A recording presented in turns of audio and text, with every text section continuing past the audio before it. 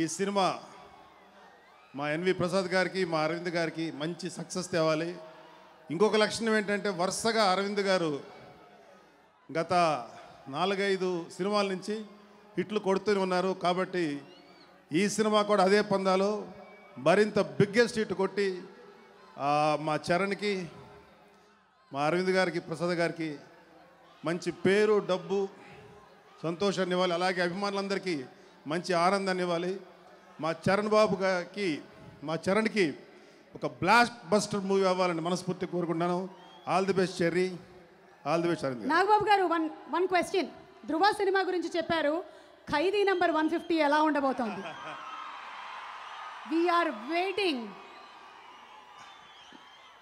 First అన్నయ్య ఇంకొక cinema చేయాలి అని కోరుకున్న వాళ్ళలో నాకు తెలిసి నేనే అనుకుంటాను. ఫస్ట్ అనిపించింది ఒక ఫ్లోలో ఉన్న అన్నయ్యని ఇంకో సినిమా చేయాలని కోరుకున్నాను.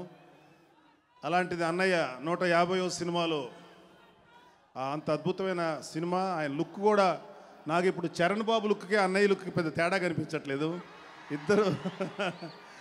ఇద్దరు బ్రదర్స్ లాగా ఉన్నారు. అదే అన్నయ్యని కొంచెం మరి ఏం చేస్తున్నాడో తెలియదు. ఆయన కూడా తెగ ఎక్సైల్ చేస్తున్నాడని విన్నా. నేను కుదరలేదు అన్నయ్యని కలవటి మధ్యన. సో 150వ సినిమా, మా అరవింద్ గారి సినిమా ధృవ, 2 సూపర్ డూపర్ హిట్ అవుతాయి, guarantee. All the best. Please subscribe. Please do subscribe. Please subscribe. Please subscribe. Please subscribe to our YouTube channel. All the best.